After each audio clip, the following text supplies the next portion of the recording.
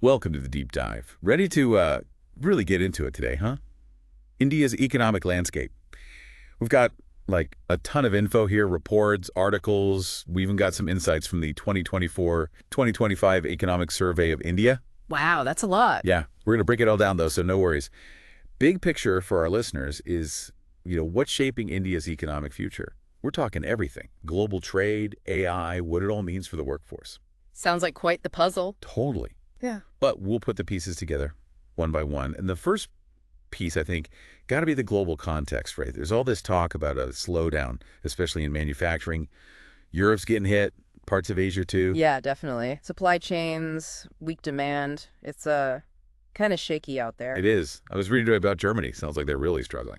They are. And it's not just them. It's like this weakness kind of ripples out, impacts production everywhere. Like a domino effect. Exactly. One weak link and the whole chain's messed up. But here's the thing.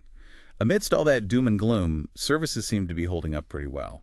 Like almost a bright spot, Yeah, you're right. Services are showing a lot of resilience, kind of propping things up in a lot of places. And there's this trend, it's called servicification. Basically, services are getting more and more intertwined with like industrial stuff. Servicification. Never heard that one before. Yeah, it's a kind of newer term. Basically, it means we're shifting away from just relying on manufacturing. Right, right. Makes sense though when you think about it. Like Yeah. even to get a product to a consumer, there's so much service involved. Yeah. Design, marketing, shipping, customer service, all that. Absolutely. All part of the bigger picture. So maybe that's why some economies are handling this global mess a bit better. They're more into services. Must be a factor, yeah. Which brings us to India. Amidst all this, global uncertainty, their projected growth is somewhere between 6.3% and 6.8% for fiscal year 2026. Wow. That's pretty remarkable, especially compared to everyone else. Yeah. The IMF is forecasting something similar too, so it seems like India's kind of a standout right now. Definitely a bright spot. And a lot of that positive outlook is thanks to their services sector. It's really strong. So even with all the global headwinds, India's services sector is kind of keeping them afloat. Fascinating how these trends play out differently everywhere, huh? But let's zoom in on India specifically. What about their industrial sector? I know manufacturing took a hit during the pandemic, but are things bouncing back? Yeah, you're right. During the pandemic, things definitely contracted, especially in manufacturing. But now we're seeing a real resurgence. Growth's actually expected to be higher than the average over the last 5 years. So it's a comeback story. It is. Part of it's just a natural rebound, but the electricity and construction sectors are doing really well. That's helping a lot. And the government's been pushing for more domestic manufacturing. Those policies are making the difference. So it's a mix of things at play. Interesting. What about those, what are they called? Core input industries, like cement and electronics. Oh yeah, good point. Those are doing really well too. India's actually the second biggest cement producer worldwide. Wow, I didn't realize they were that big. Yeah. And electronics, especially smartphones, that whole sector is on fire. They've cut down on imports a lot, producing something like 33 core units domestically. Wow, that's like a ton of phones. Right. And most of them are 5G models too, which tells you a lot about how fast they're moving in terms of tech. It's amazing how they're carving out their space, not just participating, but like leading in some areas. What about innovation overall? Are they making their own mark there? Absolutely. Their innovation ecosystem is thriving. They've got the 6th largest patent office in the world now. That's a clear sign they're serious about R&D. That's pretty incredible. So not just manufacturing, but creating new stuff, owning the intellectual property.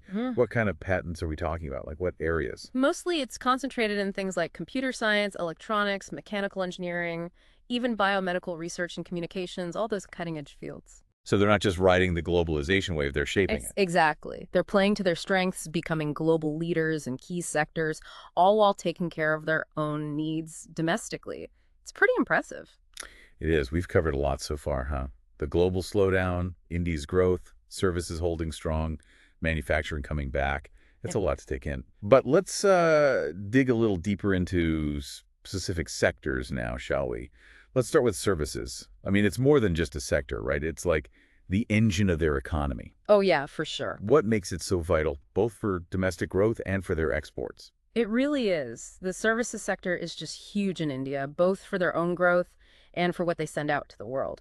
And it all ties back to that servicification thing we talked about, how services are getting mixed up with industrial stuff more and more. Right. It's all connected. It's not just services off on their own. It's how they fit in with everything else to make a stronger, a more adaptable economy. Yeah.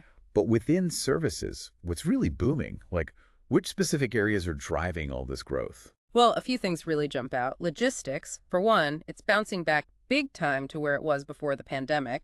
That's a good sign, right? Shows the economy's picking up steam. Yeah, for sure. So things are moving again, literally. Exactly. And then there's tech. It's changing everything, making businesses way more efficient. And tourism is making a comeback too, which is great for bringing in foreign currency. Sounds like a whole bunch of good news. And speaking of tech, what about things like ONDC, the Open Network for Digital Commerce? That's supposed to help small businesses get more into the digital economy, right? Yeah, ONDC is a big deal. It's all about making things fairer online so even the little guys can compete. And that's huge for making sure growth is sustainable and benefits everybody, not just a few. Makes sense. It's like building a stronger foundation for everyone. Okay, so we've got services rocking and rolling. But what about agriculture? I mean, it's still the backbone of the Indian economy in a lot of ways. How's it holding up with the global slowdown and all the climate worries? That's a great question. Agriculture is so essential for India. It's about food security, but it's also how tons of people make a living. And the good news is, despite everything going on globally, it's been growing pretty steadily. That's a relief to hear. Yeah, it seems like a bunch of factors are helping. Guaranteed prices for crops, easier access to loans, encouraging farmers to grow different things, and efforts to boost how much they can produce. All those things are making a difference. Okay, that's positive.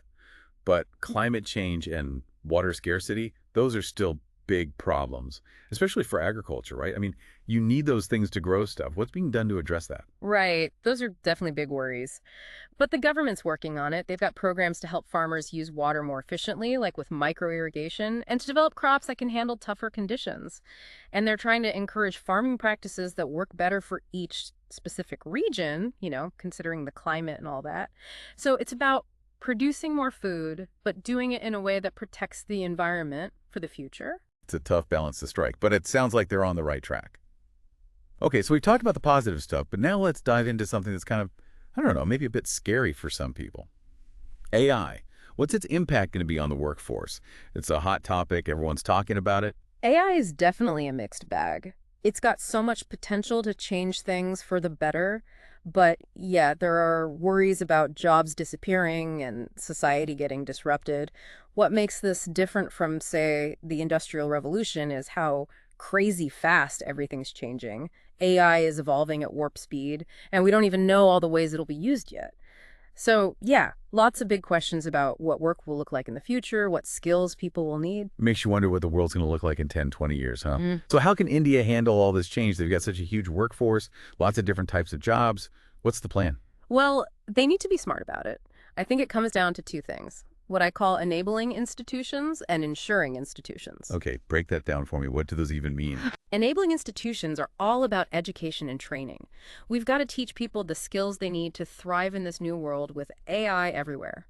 That means changing how we educate, offering more vocational training, and encouraging people to keep learning their whole lives. It's about making the workforce agile and adaptable so they can roll with the punches. So equipping people for the unknown, basically. What about these insuring ones? Ensuring institutions are like safety nets, because let's be honest, not everyone's going to benefit from AI. Some people might lose their jobs because of it. So we need systems in place to help them. Things like unemployment benefits, programs to teach them new skills, and social welfare. We got to acknowledge that change can be tough and make sure people don't get left behind. Makes sense. It's about being prepared and taking care of those who need help. Okay, so we've talked about AI, which is kind of about the future. But let's zoom out for a second, look at the financial sector right now. It's like the lifeblood of the economy, wouldn't you say? Yeah. How's India's financial sector doing in all this growth and change? Oh, it's definitely changing. It's not just banks running the show anymore. Lots of new players are popping up, new ways of doing things, all thanks to technology and, people wanting different things these days. FinTech, it's called. And there's some really cool innovations like UPI, OCN, T+1 settlement. All these things are making it way easier for people to get loans, especially people who couldn't before. So it's not just about growth, it's about making finance more inclusive, more accessible. Exactly. That's huge for sustainable growth. But like with anything that's changing so fast, there are risks.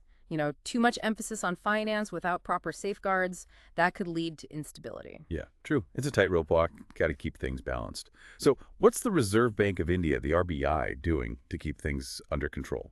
The RBI is definitely on top of it. They're watching everything closely and putting measures in place to keep things stable and make sure innovation happens responsibly. It's all about finding that sweet spot between encouraging growth and protecting the whole system. So a balancing act. Got it. What about these, what are they called? NBFCs, non-banking financial companies? Yeah. And MFIs, microfinance institutions. They're getting a lot of attention these days. What's their role? They're super important, especially for people who haven't had access to traditional banking, like in rural areas. They provide loans and other financial services to folks who really need them. It's all about expanding the reach of finance, connecting the dots between the formal financial system and the informal economy. So another piece of the inclusivity puzzle, making sure everyone can participate. Okay, let's shift gears again. Infrastructure. The backbone of any economy. Where does India stand on that? How's it supporting their growth ambitions? It's true, you can't have a strong economy without good infrastructure. It's how everything runs, from businesses to transportation to just like daily life. And India gets that, and they're investing a ton in infrastructure. Like what kinds of things? Roads, railways, ports, airports, you name it. And they're doing it in a smart way, too, thinking about how everything connects. It's like a giant puzzle, right? Yeah. Making all the pieces fit together. Exactly. Take the Sagarmala project, for example. They're trying to make the most of India's coastline, not just with ports, but with a whole network of transportation and logistics. So moving people and goods smoothly all across the country. Smart. Yeah. What about roads? I heard about this Paratmala project. That's a big one, right? It is, yeah. It's all about highways and expressways, connecting different parts of the country and making transportation cheaper. These kinds of investments, they're not just about construction. It's about making the whole economy more efficient, more competitive. Laying the groundwork for the future. It sounds like they're thinking long term. But what about, the environmental side of things? Are they investing in renewable energy and all that? Oh, absolutely. India is serious about going green. They're putting a lot into solar and wind power and also building up infrastructure for electric vehicles. It's about creating an economy that's good for the planet and good for business. It's like you got to do both, right? Can't have one without the other anymore. Okay, so infrastructure is looking good. Now, what about tech? India's become a real tech hub, haven't they? What's driving that, and how's it shaping their economy overall? Yeah, the tech sector has been huge for India for a while now, and it's only going to get bigger. They've got a ton of talented engineers, and the government's been really supportive of the industry. That's attracted big global tech companies, but it's also helped homegrown companies thrive. Right, it's not just about outsourcing anymore. They're innovating, building their own stuff. Exactly. And the startup scene is just exploding over there. New companies popping up everywhere, doing all sorts of cool things. They're creating jobs, obviously, but they're also coming up with solutions that are specific to India's needs. So they're solving their own problems, their own way. Love it. And what about that Digital India initiative? How's that playing into all this tech growth? Digital India is a game changer. It's about using tech to make the government better, improve services for citizens, and bridge the digital divide. Getting everyone connected, teaching people how to use tech, making sure nobody's left behind. It's really ambitious, but it's making a difference. It's like tech for good. Yeah. Using it to empower people. Okay, so we've covered a lot of different sectors here, but let's talk about one that's super important, but maybe doesn't always get the attention it deserves. Yeah. Healthcare.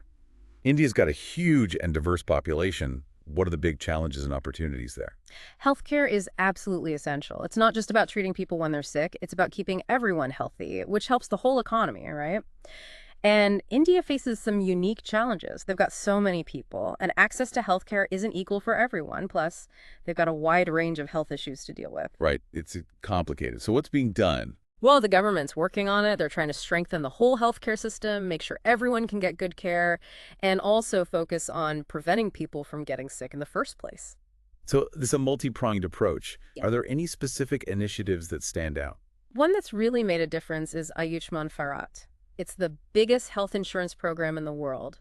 It helps vulnerable populations get the health care they need without going broke, which is a huge problem in a lot of countries, including India. Wow, that's impressive. Yeah. But what about people in rural areas where it's harder to get to a doctor or a hospital? Yeah, that's a big focus too. They're trying to build up primary health care, especially in those areas. The idea is to catch things early, prevent bigger problems, and reduce the strain on the bigger hospitals. So it's about access, prevention, making healthcare work for everyone. What about tech? Is that playing a role in healthcare too? Big time. Telemedicine, mobile health apps, all that stuff is really changing things. It's making it easier for people to connect with doctors even if they live far away. And it allows for remote monitoring, personalized care, all sorts of cool stuff. So tech's making healthcare more efficient, more accessible, more focused on the patient. It's awesome. Speaking of access and making things fair, let's talk about education, another crucial sector, right? What are the big challenges in making sure everyone in India gets a quality education? You're absolutely right. Education is key. It's the foundation for everything else.